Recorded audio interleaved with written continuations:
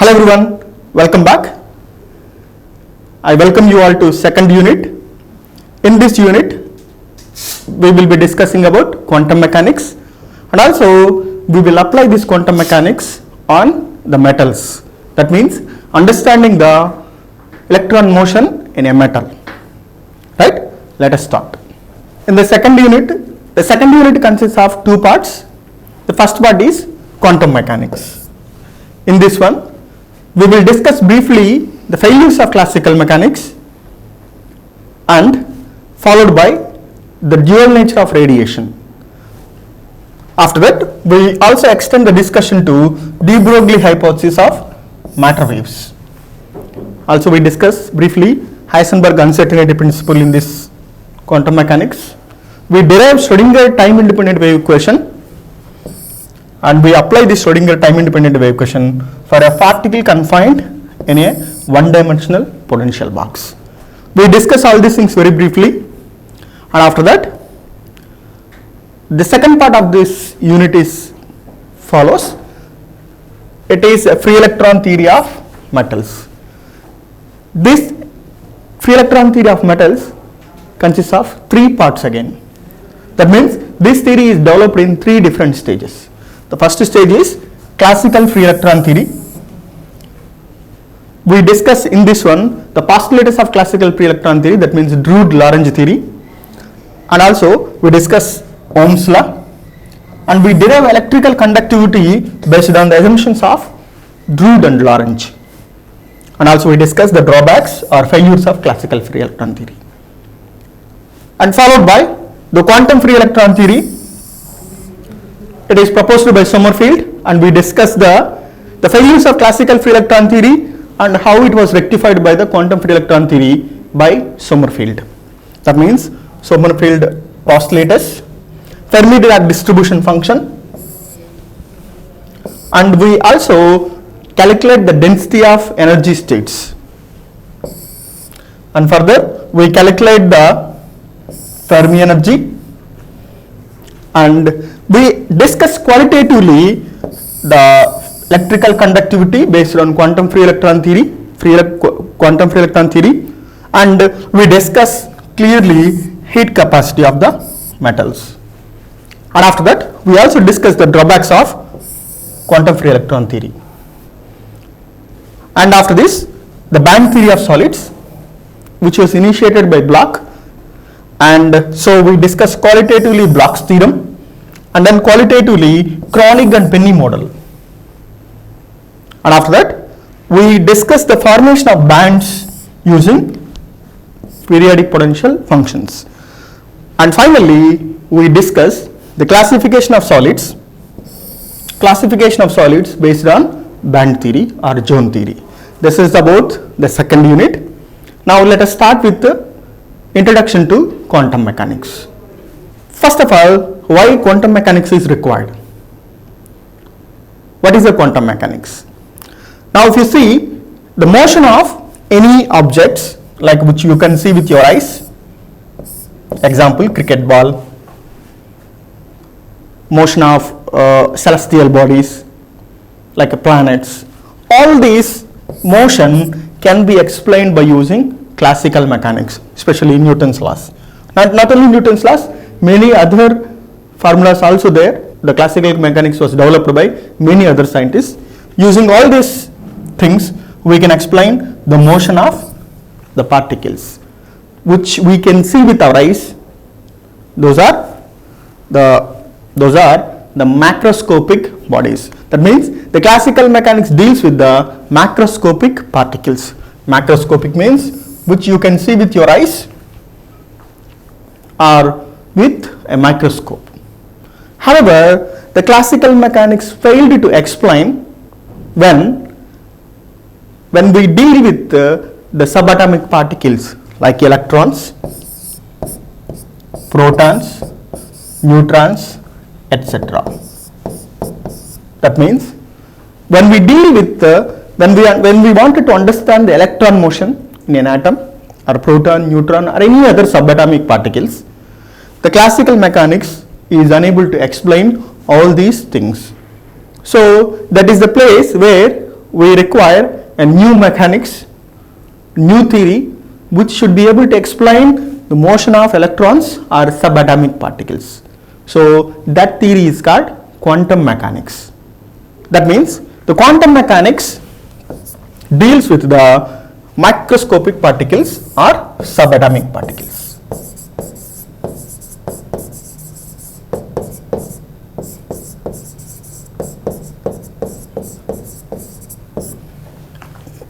Now let us see where the classical mechanics exactly failed. The first one is atomic stability. Atomic stability. Let us consider the carbon 12, which consists of 6 protons, 6 electrons and 6 neutrons. And we know that the electronic configuration of the carbon is 1s2, 2s2, 2p2. So that means in the first shell we will have 2 electrons and the next shell we will have 4 electrons. You can see here this is 6 protons and 6 neutrons, 6 neutrons are there in the nucleus. This is the nucleus, and then 2 electrons are in the first shell, and then this is the 4 electrons in the second shell. These are all the electrons. Now the electrons are revolving. This is a full carbon atom with 6 electrons, 6 protons, 6 neutrons. Now the stability of this atom is unable to explain by the classical mechanics. This is because if you see, as per the classical mechanics, now these electrons are revolving around the nucleus. Now these electrons are revolving around the nucleus in a circular orbits. Whenever any moving charged particle should radiate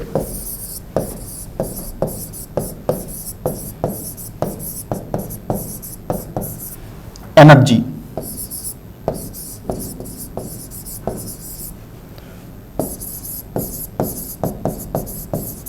any moving particle should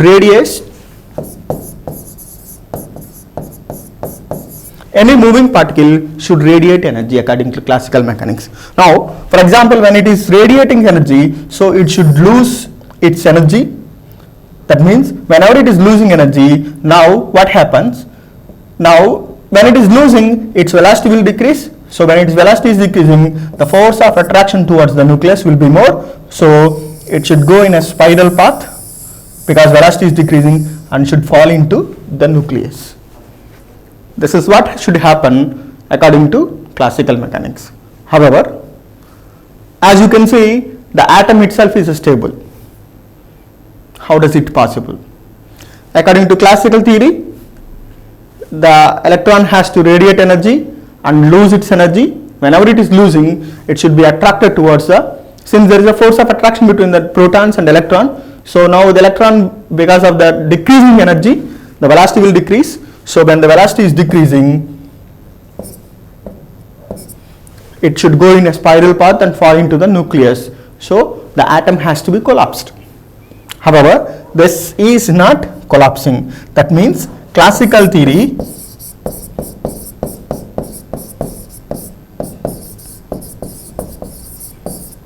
failed. Classical theory is failed. Now, how to explain this? This was explained by quantum theory. This was explained by quantum theory by considering a stable orbits around the nucleus. As long as the electron is in stable orbits, the electron will not radiate any energy. These orbits are called stable orbits because as long as in this orbit, the electron forms a standing waves. In the standing waves, the energy is constant. So electrons will not radiate any energy. So the electron will be stably orbiting around the nucleus. So this was explained by the quantum mechanics. So atomic stability is not able to explain by classical theory. The next one is line spectrum of hydrogen atoms. As per the classical theory, whenever electron is radiating, it should emit energy continuously because electron is continuously revolving. So whenever electron is revolving around the nucleus, it should continuously emit energy. However, when we see the hydrogen spectrum, it is a line spectrum. It's not a continuous spectrum. This is how the line spectrum is formed. you can see here in a hydrogen atom, we will have a discrete energy levels according to quantum mechanics.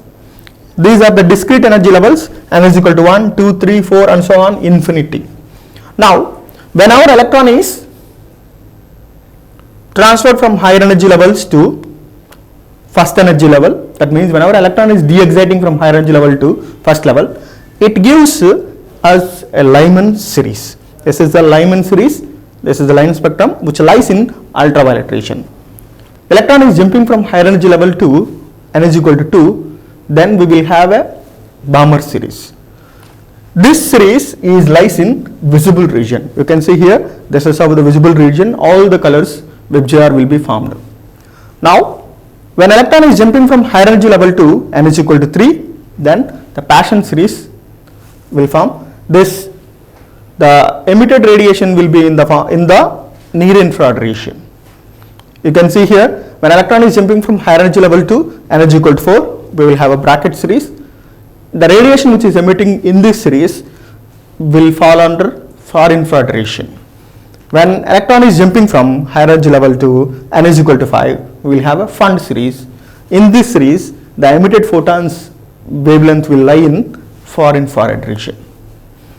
So, in this way, when electron is jumping from higher energy level to the lower energy levels, respectively n is equal to 1, 2, 3, 4, 5 and so on, will give us different series of lines. These lines are called line spectrum. Now, when these lines, if you send through a prism will disperse and forms different wavelengths. Now, if you see, this is how the line spectrum look like. You can see here the Lyman series lying in here.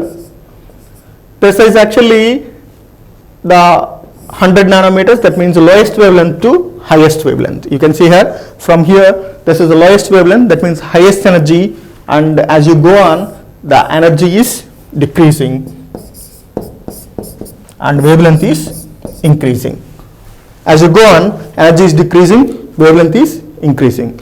Now, this is the Lyman series. You can see there is a series of Lyman lines are there. This is the L alpha 1 and so on. Now, here you can see this is the Balmer series. In the Balmer series, this is the first line. This is the alpha, beta, H alpha, H beta and so on. These are all lies in the visible radiation. And you can see here, this is the Paschen series, this is a bracket, and this is a Pfund and so on.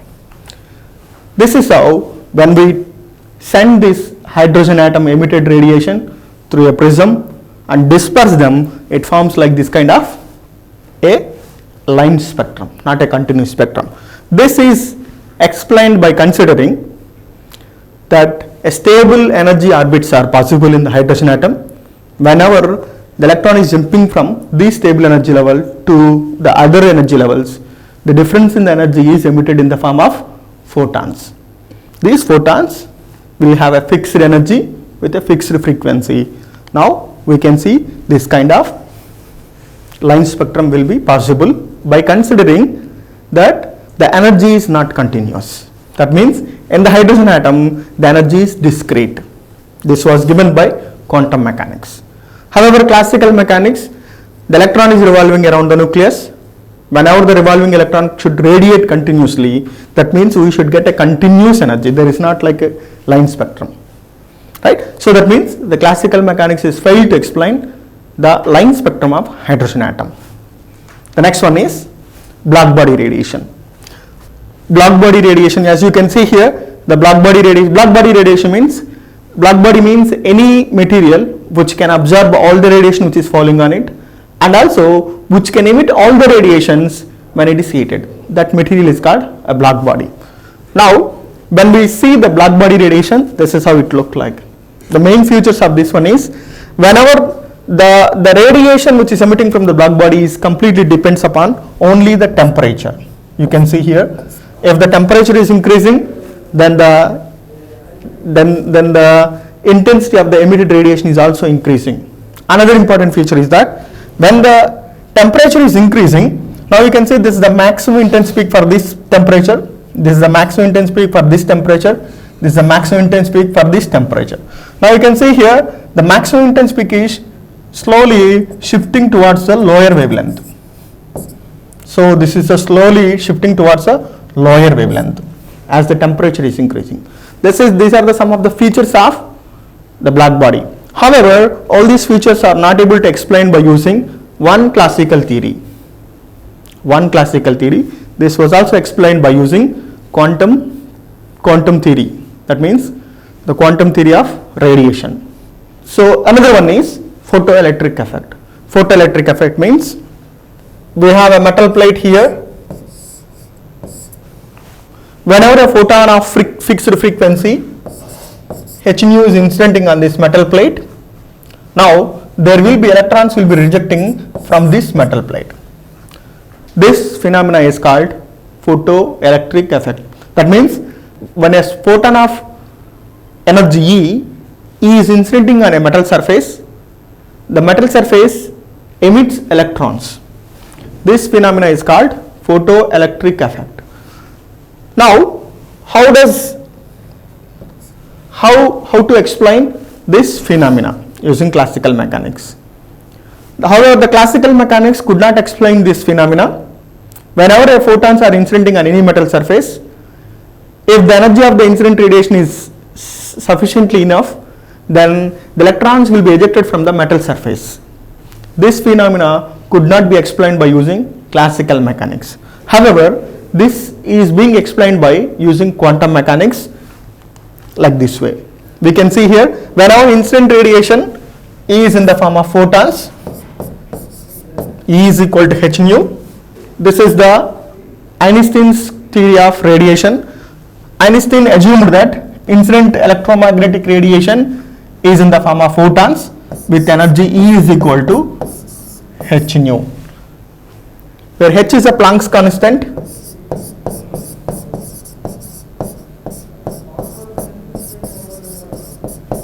and nu is a frequency. This is the photon energy. Now, if the photon energy is sufficiently enough to excite electron beyond its vacuum level, then the electron will be released. Now, if you see here, if you wanted to, if this is the example, potassium requires 2 electron volts to eject electron from its surface.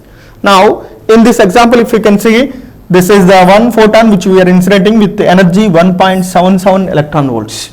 Now, when we are incidenting with photon with 1.77 electron volts, but we require 2 electron volts to eject electron on the metal surface. So this photon clearly not having sufficient energy to excite electron. That means, so this photon cannot excite electron and emit electron from the surface. If you incident this photon on the metal surface, the electrons won't be ejected. Now we are taking another photon with energy 2.25 electron volts and incidenting onto the metal surface. But we require only 2 electron volts to eject electron from this surface. But we have 2.25 electron volts. That means this photon, whenever the photons with this energy is incidenting on the metal surface, so 2 electrons will be absorbed by the metal to excite electron. So the electron will be released out of the metal. Now the rest of the energy, that means 0.25 electron volts, will be converted and used as a kinetic energy of the moving electron. So that means you can see the ejected electron will move with some velocity. That means it will have some kinetic energy, and the velocity is 2.96 into 10 power 5 meter per second. Now you can see, if we are incidenting another photon with a much higher energy, that means 3.1 electron volts, but we require only 2 electron volts to eject the electron. So out of 3.1 electron volts, 2 electron volts will be used to eject the electron, and the rest energy will be used as a kinetic energy of the moving electron. That's the reason why you can see here the velocity of the electron will be 6.22 in 10 power 5 meter per second, which is higher than the velocity when we are incidenting with 2.25 electron volts. So this is possible by considering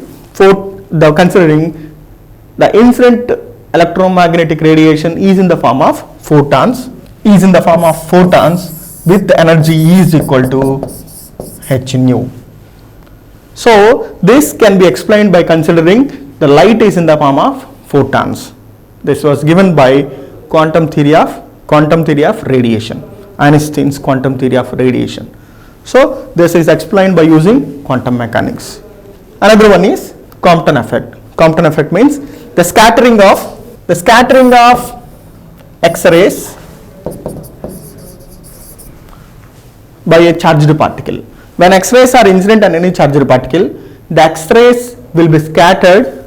Now, when incidenting X-rays with a frequency h nu, here we are incidenting energy, the energy of the photon is equal to h nu with a frequency nu. Now this radiation is incidenting on a particle. This is a charged particle. Now what happens? The X-rays will be scattered. Now the scattered photon will have a different frequency, nu dash. That means now some of the energy will be taken by the electron and moves as a recoil electron. And also, so when energy was taken by the electron, now the photon energy is reduced, and then that means it has a different frequency. This scattering of X-rays by charged particles is called Compton effect, and this is also explained by using quantum mechanics. That means quantum theory of radiation. Another one is specific heat of solids. Here the specific heat of solids is, there are two contributions of the specific heat of solids. One is lattice contribution, another one is electronic contribution. Electronic contribution, that means specific heat means the amount of heat energy. For example, we have taken a material with the mass m. Now the amount of heat energy required to raise the temperature of this body by 1 degree centigrade is called specific heat of solids. The amount of heat energy required to raise the temperature of this unit mass of a body to 1 degree centigrade is called specific heat of solids. That means whenever we are giving heat energy, the material absorbs the heat energy and it rises its temperature. Now how much is the heat energy required to rise this temperature is specific heat. Now whenever this heat energy is giving, there are two ways it absorbs energy. The first one is given by lattice, another one is electrons also will absorb. Now if you see here in the case of metals, what happens? The specific heat of the lattice is always 3R at a high temperature. However, the electronic contributions according to classical theory, it was given by 3/2R. However, this 3/2R electronic contribution is wrong. This is a very small amount, however we got very high amount. So this is not been explained by using classical theory. However, by considering quantum theory of radiation, this is being explained and is approximately 3R. The contribution of this one is very small, of the order of 0.01 into R. So it's almost very small. So the total specific heat is CV is approximately is equal to 3R. This is being explained by quantum free electron theory, which we will discuss very detailed in our course. So these are the some of the cases. These are the some of the cases where classical theory could not explain clearly.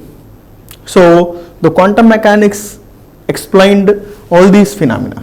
So in all these cases, the classical mechanics failed to explain. So that is the reason why we need another theory which can explain all these phenomena by using one single theory, that is the quantum mechanics. You will see more details in the subsequent classes. Thank you so much.